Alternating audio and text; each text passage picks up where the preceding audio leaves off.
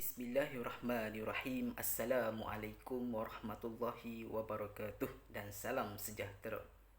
Minggu ini kita akan meneruskan pengajaran dan pembelajaran di rumah PDPR untuk modul yang kelima, iaitu melaksanakan kerja pembajaan di bawah subtopik yang ketiga. Apakah subtopik tersebut? Kita akan sama-sama belajar sebentar lagi. Sebelum itu kita ulang kaji, imbau kembali pengajaran dan pembelajaran pada minggu lepas. Apa yang kita belajar? Pada minggu lepas kita belajar tentang fertigasi. Fertigasi ialah satu sistem penanaman yang menyatukan pembajaan dan pengairan secara serentak. Dalam erti kata mudah, pokok kita menerima air dan baja dan air secara serentak. Di bawah sistem fertigasi juga, pada minggu lepas cikgu dah beritahu ada 3 kaedah sistem fertigasi. Yang pertama ialah kaedah menggunakan bekas, yang kedua ialah kaedah fertigasi menggunakan bekas tetapi digantung, dan yang ketiga ialah kaedah fertigasi atas tanah. Seterusnya, di bawah sistem fertigasi ada 2 jenis pemasangan perpaipan. Jenis pemasangan perpaipan yang pertama adalah kita aplikasi untuk sistem untuk penanaman dalam skala kecil atau sederhana, yang mana pam penapis berada di dalam tangki. Untuk jenis pemasangan perpaipan yang kedua, iaitu kita aplikasi untuk penanaman dalam skala tanaman yang sederhana atau pembesar, yang mana kuasa pam lebih tinggi, yang mana pam itu kita pasang di luar tangki. Jadi untuk mempelajari dengan lebih detail, kamu boleh melihat video pengajaran dan pembelajaran pada minggu lepas. Jadi seterusnya kita akan pergi kepada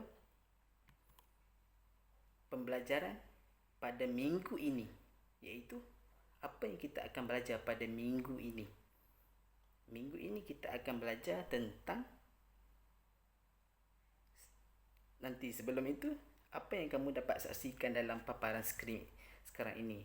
Ini adalah minuman kesihatan, iaitu Yakult, yang mengandungi banyak bakteria-bakteria baik. Ini adalah untuk kesihatan manusia, untuk penghadaman manusia. Tetapi nutrien tambahan untuk manusia, zat tambahan untuk manusia. Tetapi untuk pokok, apakah media, apakah bahan yang boleh tanaman ambil sebagai nutrien tambahan yang mengandungi bakteria-bakteria baik yang banyak? Jadi sudah tentu untuk pokok adalah kompos. Kompos ialah sejenis baja organik yang telah direputkan secara bersama untuk 3 bahan asas, iaitu sisa tanaman, sisa makanan dan najis ternakan. Okey. Seperti mana yang kamu dapat lihat dalam paparan skrin sekarang ini adalah contoh kompos yang telah direputkan secara sempurna. Mana kata pereputan itu sempurna untuk keseluruhan bahan yang diguna pakai dalam penghasilan ataupun pembuatan kompos itu. Jadi seterusnya, sisa tanaman ini apa? Sisa tanaman ni seperti sisa-sisa tanaman lah. Contohnya adalah batang dan daun jagung. Untuk sisa makanan, kulit udang, sisa-sisa tulang-tulang ikan, sisa-sisa makanan kita. Jadi lebihan-lebihan makanan boleh dijadikan sebagai sisa makanan. Dan yang ketiga ialah najis ternakan. Boleh kita ambil ialah najis ternakan ayam. Okey, selepas ini kita akan pergi lebih detail lagi apa itu kompos dan bagaimana nak hasilkan kompos dan lain-lain lagi. Seterusnya kita pergi pada slide yang kedua, ialah kegunaan kompos. Yang pertama, kegunaan kompos ialah seperti mana yang cikgu katakan sebentar tadi, ialah kompos ini adalah menambahkan nutrien dalam tanah.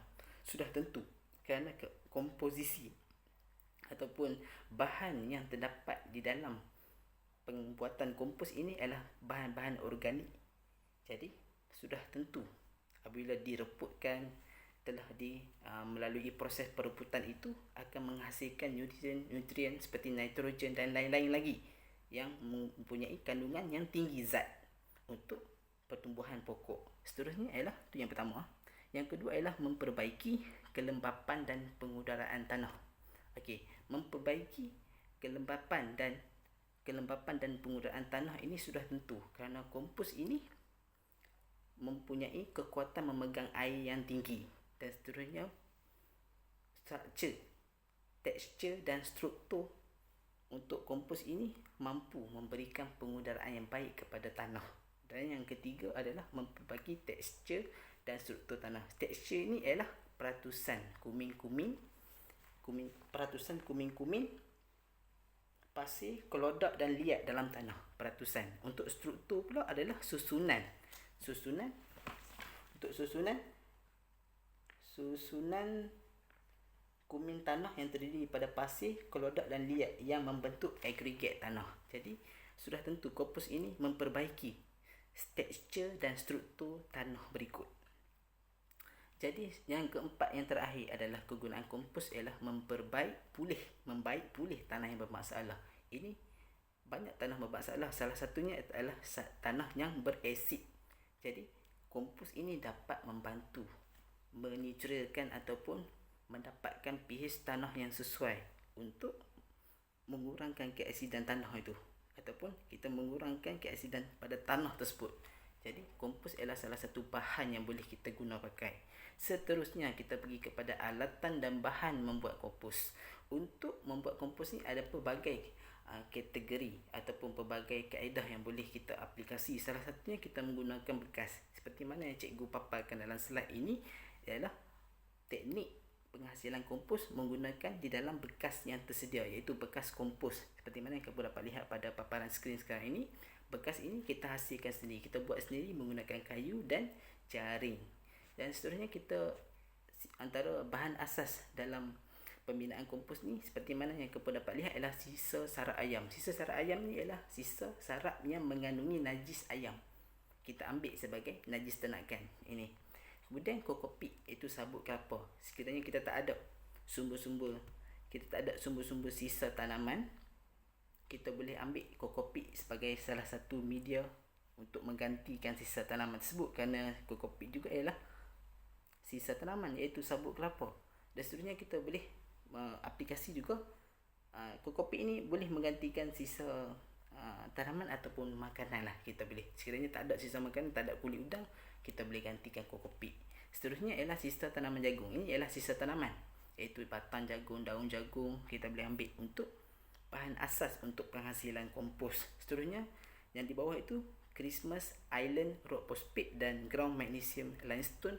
Kedua-dua ini perlu kita gabungkan dalam untuk penghasilan kompos, yang mana GML berperanan adalah untuk membantu mengurangkan keasidan tanah, dan CRP ialah untuk meningkatkan pertumbuhan akar. Apabila kita gabungkan ni, apabila kita dapat hasilkan kompos nanti, kita dapat meningkatkan pertumbuhan akar pokok sekiranya kita aplikasi kompos ini.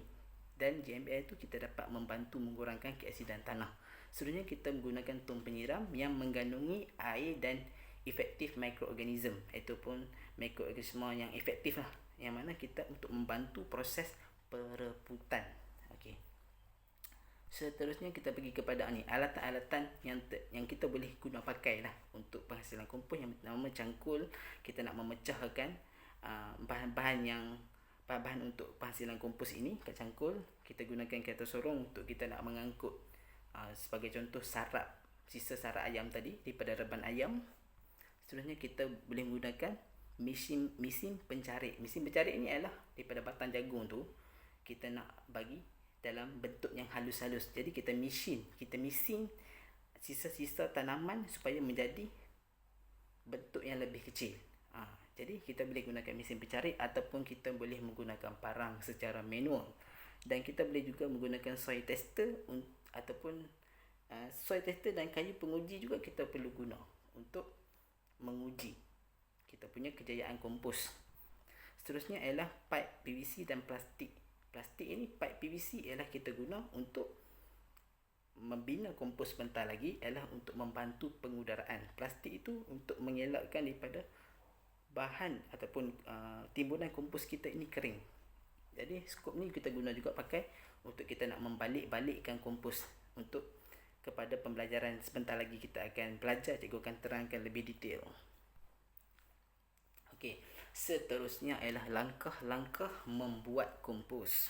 Jadi bagaimana kita nak membuat kompos ini? Ini ialah kompos yang telah siap ditimbun, telah siap dibuat.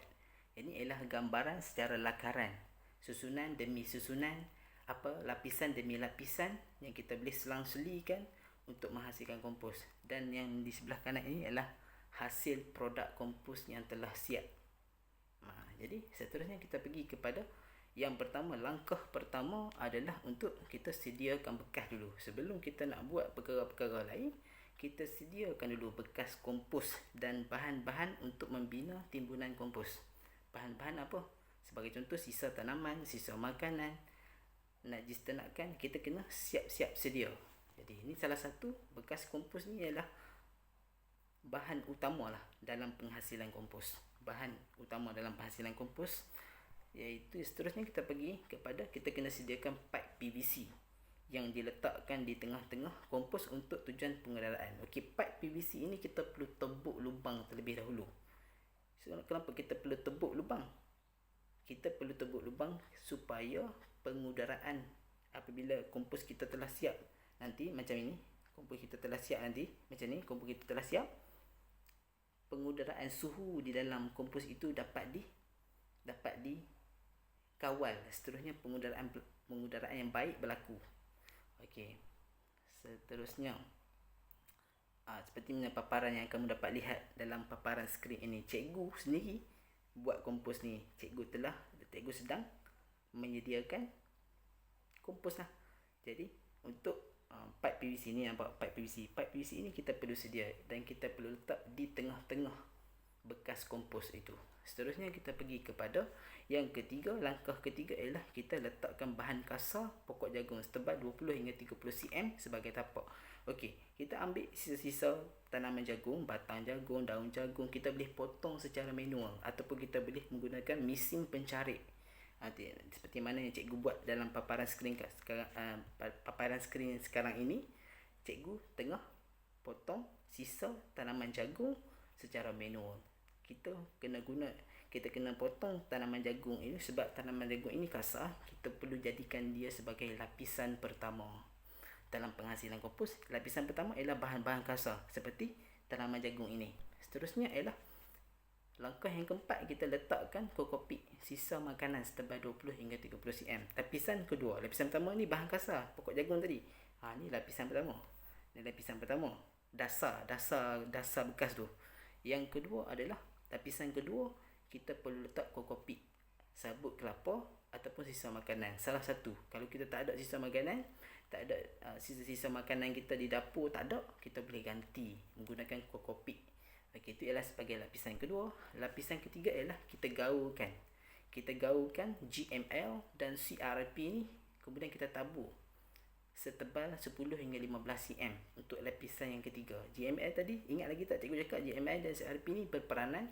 GML untuk mengurangkan keasidan tanah dan CRP adalah untuk meningkatkan pertumbuhan akar. Apabila gabungan ini berlaku, bahan ini ada dalam kompos, nanti apabila kompos telah siap, kompos itu lebih membantu dalam pertumbuhan akar pokok dan lebih membantu mengurangkan keasidan pokok, keasidan tanah tersebut. Keasidan tanah. Okey, itu ialah lapisan ketiga. Untuk langkah yang keenam ialah tabur najis ternakan ataupun sisa sarap najis ayam setebal 10 cm. Okey, ini ialah kita boleh dapatkan. Sebagai contoh, sekolah kita ada bidang ternakan ayam potri. Jadi kita boleh ambil sisa sarap najis ayam daripada reban ayam ni, jadikan sebagai lapisan yang keempat, setebal 10 cm. Seperti mana paparan yang dapat kamu lihat dalam slide ataupun dalam paparan skrin kamu sekarang ini. Seterusnya kita pergi kepada langkah yang ketujuh. Air dicampur dengan efektif mikroorganism EM, kemudian disiram rata sehingga 50% kelembapan. Kita perlu ambil tum penyiram seperti dalam gambar ni, kemudian kita tambah mengikut jumlah ml yang tertentu untuk kita masukkan dalam tum penyiram. Kemudian kita siram seperti mana gambar yang kedua ini. Nampak tak corong untuk pipe PVC ni kan ada corong, atas tu berlubang. Dan cikgu ingat tak lagi cikgu pesan tadi, pipe PVC ni perlu ditebuk lubang sekeliling supaya berlaku pengudaraan. Apabila kita siram air di atas lubang pipe ini, air akan mengalir ke bawah dan akan keluar daripada lubang-lubang yang kita tebuk tadi tu. Seterusnya kita untuk yang terakhir, langkah yang untuk kita nak bagi kelembapan lebih sehingga 50%, kita boleh siram di atas permukaan atas timbunan kompos kita seperti dalam paparan slide ketika ini. Seterusnya kita pergi kepada langkah yang ke-8, iaitu kita ulang balik. Kita ulang langkah 3 hingga 7 tadi. Kita ulang langkah 3 tadi.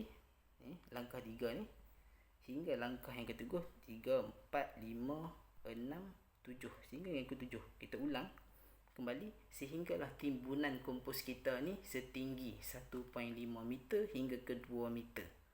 Jadi inilah timbunan kompos yang telah siap. Okey. Seterusnya kita pergi langkah yang ke-9 ialah tutup keseluruhan timbunan ataupun himpunan dengan plastik. Dengan plastik. Timbunan kompos ni kita tutup keseluruhan timbunan kompos kita ni dengan plastik supaya untuk mengelakkan daripada kehilangan air. Daripada cuaca panas tu, air akan hilang cepat kalau kita tutup dengan plastik.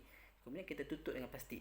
Yang pertama untuk kita nak mengurangkan kehilangan air. Yang kedua ialah untuk kita nak mengurangkan air yang berlebihan masuk dalam kompos apabila hujan. Jadi kita kena ambil berat tentang plastik ni. Plastik ni apa-apa pun boleh. Plastik guni boleh. Janji plastik itu tidak boleh menyerap air. Okey. Seterusnya ini adalah kompos yang telah siap. Seterusnya kita pergi kepada ini ialah lakaran secara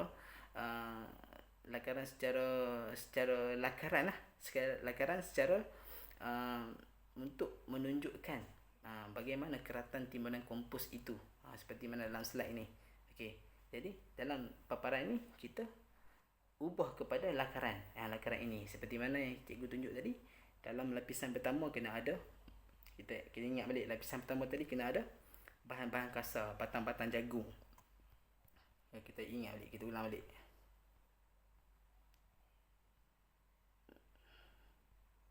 Okey, ni kita bahan-bahan kasar sebagai bahan asas, tapak dia sebagai tapak. Ini sebagai tapak.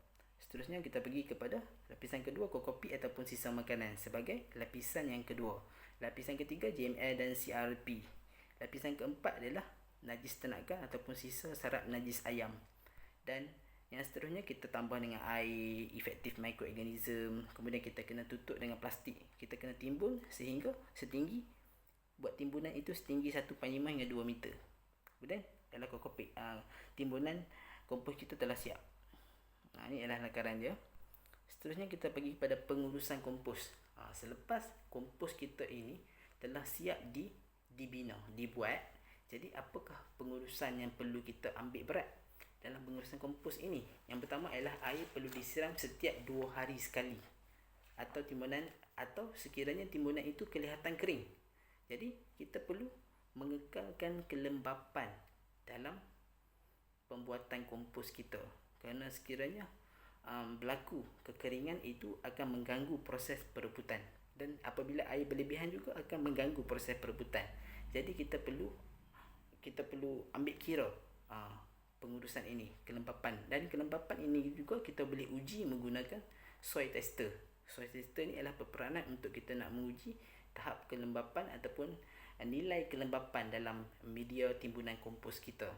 Jadi untuk penglihatan kasar, kita boleh lihatlah sekiranya timbunan kompos kita ini kering, kita boleh siram setiap 2 hari sekali. Ataupun timbunan kelihatan kering, ataupun timbunan itu kita tengok hari pertama dah kering, cuaca panas, jadi kita boleh siram sehari sekali.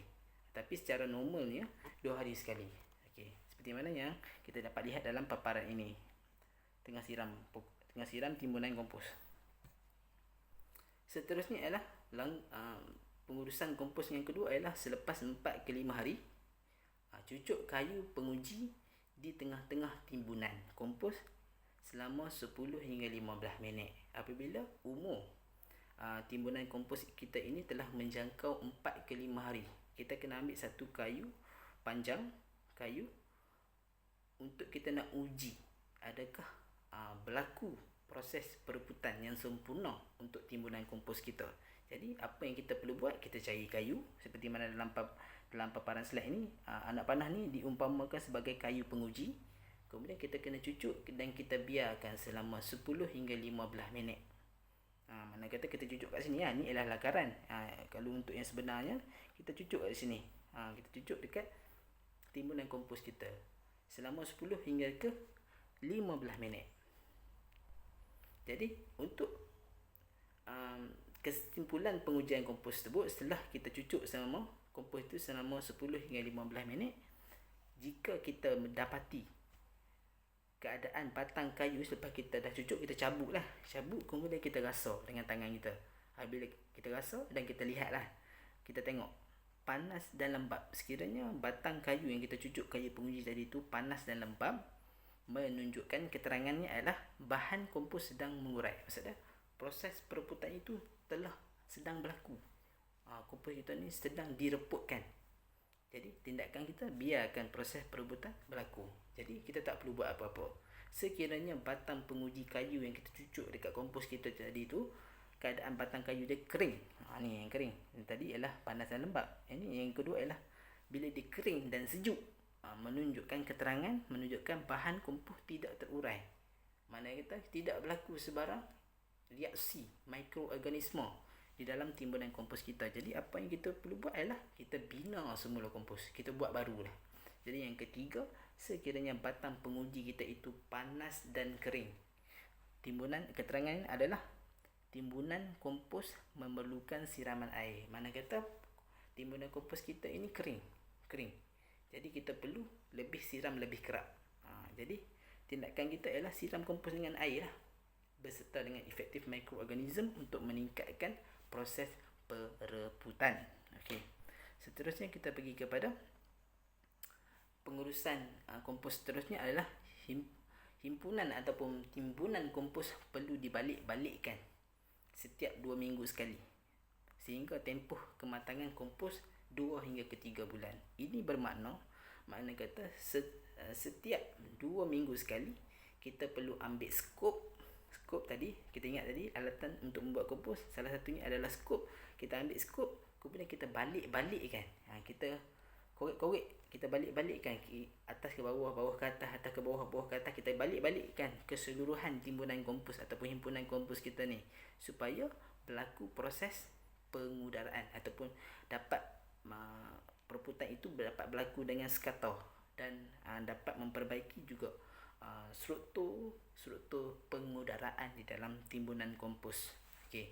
Ini perlu dibuat sentiasa setiap 2 minggu sekali sehinggalah tempoh kematangan kompos ini iaitu selama 2 hingga ke 3 bulan. Apabila tempoh kematangan kompos ini telah menjangkau 2 hingga 3 bulan, maka kita tak perlu balik-balikkan lagi lah. Mana kata kompos kita telah siap. Okey. Seterusnya kita timbunan diuji lagi. Setelah kita balik-balikkan setiap 2 minggu sekali. Setiap 2 minggu sekali kita balik-balikkan. Setiap 2 minggu sekali kita balik-balikkan timbunan kompos kita. Selepas kita balikkan tu, untuk 4 ke 5 hari selepas dibalik-balikkan timbunan kompos kita ini, kita perlu uji sekali lagi timbunan kompos kita. Langkah yang sama, kita ambil kayu penguji, kita cucuk dalam timbunan kompos, kita biar hingga 10 ke 15 minit dan kita dapat saksikan sekiranya timbunan kompos kita itu panas dan lembap, menunjukkan bahan kompos ni berjaya diurai dan sekiranya menjangkau usia 2 ke 3 bulan, sudah tentu kompos kita ini berjaya direputkan dan diurai. Mana kata kompos kita ni berjaya kita hasilkan. Seterusnya kita pergi untuk sekiranya kering dan sejuk, keadaan batang kayu kering dan sejuk ataupun panas dan kering, kita perlu ambil tindakan-tindakan berikut yang seperti mana cikgu cakap sebentar tadi. Jadi seterusnya adalah kematangan kompos. Untuk kita nak ketahui apakah ciri-ciri kematangan kompos ini, yang pertama ialah suhu akan menurun ke paras suhu sekeliling. Mana kata suhu kompos kita ini tidak panas. Maksudnya tidak panas, mana kata suhu kompos kita ini adalah suhu yang normal. Apabila suhu kompos kita ini normal, kita kena gunalah pengecek suhu ataupun kita boleh gunakan apa-apa alatan ataupun alatan lah untuk kita nak uji suhu timbunan kompos kita ini. Sekiranya timbunan kompos kita ini berada pada suhu yang normal, mana kata okey, tak ada masalah. Jadi seterusnya ialah yang kedua adalah nanti yang pertama, yang kedua ialah warna coklat kehitaman. Sekiranya warna timbunan kompos kita ini berwarna coklat dan kehitaman, makna kata kompos kita ini telah diurai dengan sekata dan telah matang. Dan yang ketiga adalah perorai dan tidak melekat di tangan apabila dikepal. Apabila kita ambil sampel daripada kompos yang kita telah buat tu, kita kepal-kepal, sekiranya dia tidak melekat. Dia tidak melekat dan tidak perorai, tidak melekat dan tidak juga berkecai. Mana kata kematangan kompos kita ini sempurna. Okey. Sebenarnya yang terakhir ialah tidak bau. Jadi kita lihat balik penghasilan kompos kita menggunakan bahan najis daripada sisa-sisa ternakan. Sekiranya kematangan kompos itu berlaku dengan sempurna, kompos kita ni tidak berbau busuk. Maksudnya tidak berbau. Jadi bila tidak berbau, kompos kita ni telah matang dengan sempurna. Seterusnya ialah apabila kompos kita telah siap, dikomposkan, direputkan, diuraikan, mana kata kita boleh bungkus ataupun kompos yang telah matang boleh dimasukkan ke dalam kampik, boleh masukkan dalam bekas plastik dan sebagainya, disimpan pun boleh, dipasarkan pun boleh, mana kata kita jual hasil kompos kita. Jadi itu saja sistem penghasilan kompos yang mana kita perlu ketahuilah. Untuk menghasilkan kompos ini, kita perlu hasilkan kompos ini secara sendiri. Untuk kelas cikgu PAT, kelas 2 PAT, kita akan aplikasi amali pembuatan kompos ini setelah kamu masuk ke sekolah pada sekiranya kerajaan telah benarkan semua pelajar-pelajar balik ke sekolah dan memulakan sesi pengajaran dan pembelajaran ini secara bersemuka. Jadi setakat itu untuk sesi pengajaran dan pembelajaran pada minggu ketiga ini. Jadi apa yang perlu kita ambil berat sedikit adalah apa untuk modul yang kelima ini. Kalau semua perasan, modul yang kelima ialah modul yang menerangkan tentang melaksanakan proses pembacaan. Betul tak? Melaksanakan proses pembacaan.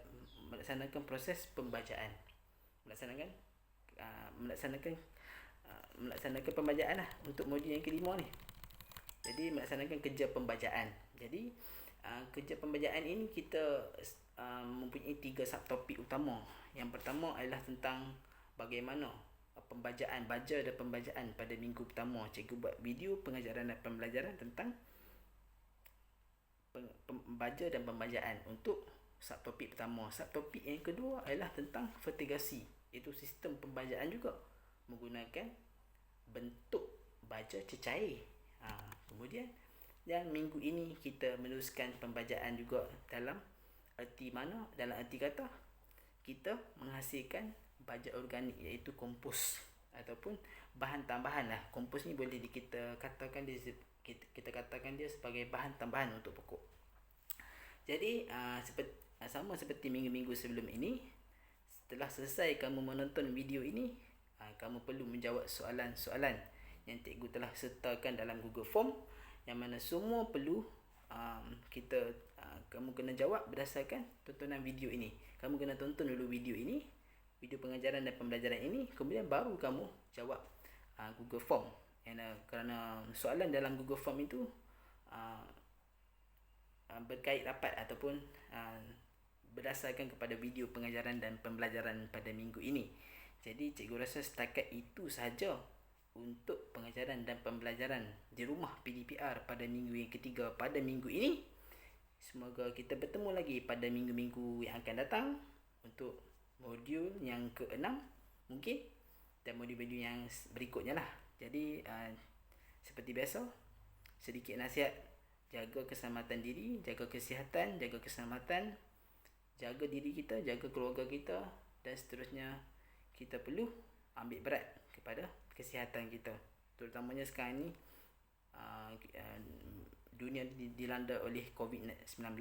Jadi kita sebagai rakyat Malaysia perlu mengambil inisiatif untuk jaga diri kita dan kurangkan pergerakan, dan seterusnya buat perkara-perkara yang berfaedah yang boleh mendatangkan ilmu dan pengetahuan kepada kita. Setakat itu saja. Wabillahi taufiq wa hidayah. Wassalamualaikum warahmatullahi wabarakatuh.